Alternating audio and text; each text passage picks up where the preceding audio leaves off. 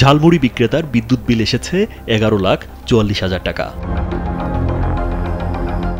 অস্বাভাবিক এই বিদ্যুৎ বিল পাওয়ার পর ভয়ে গা ঢাকা দিয়েছেন তিনি।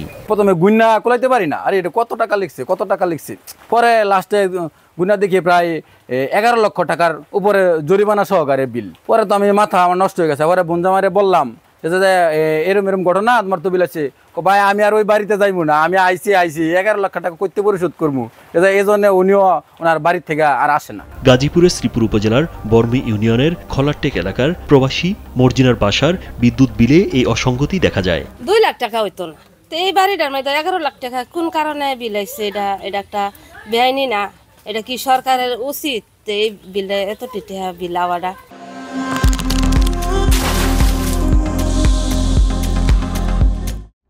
এ ঘটনায় পল্লী বিদ্যুৎ কর্তৃপক্ষের দায়িত্বহীনতা নিয়ে প্রশ্ন তুলেছেন এলাকাবাসী। তারা জানান, ভুতুড়ে বিল, অনিয়ম, দুর্নীতি পল্লী বিদ্যুতের নিয়মিত কাজ হয়ে দাঁড়িয়েছে।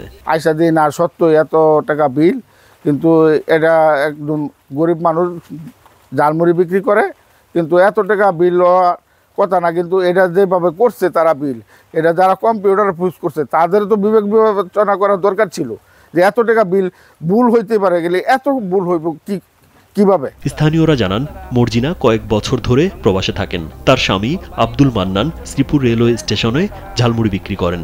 তার বাসায় একটি ফ্রিজ, 2টি ফ্যান ও একটি ছোট মোটর ব্যবহার করেন। এর আগে নিয়মিত 700 থেকে 800 টাকা বিল আসতো। হঠাৎ করেই চলতি মাসে 11,44,000 টাকা বিল আসছে।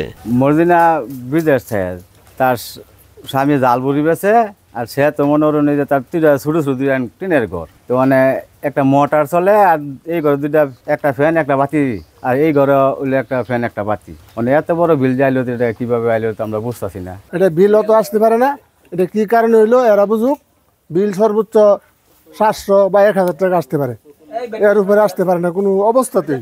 আড়ি ঝালমুড়ি বেছে এবার যদি বিল দিতে 1,700,000 কতটা বিল আইছে, তো বিলটা করতে দিবে না, বাড়ি বেচা ছাড়বো না, বাড়ি বেচা হইব না।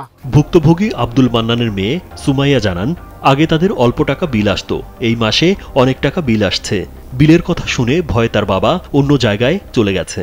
আম্মু বিদেশ থাকে আর আব্বু ঝালমুড়ি বেচে, আর আমাদের ফ্রিজ এবং 2টা ফ্যান, 3টা লাইট আর মোটর। এবার অনেক বিল আইছে, সেজন্য আব্বু অনেক ভয়ে অন্য জায়গায় গেছে। এবার বিদ্যুৎ অফিস থেকে সেটা আমাদের এটা সংসদে করে দেওয়া উচিত। এ বিষয়ে কথা বলতে রাজি হননি পল্লী বিদ্যুৎ শ্রীপুর জোনাল অফিসের deputy general manager Mohammad Anwarul Alam.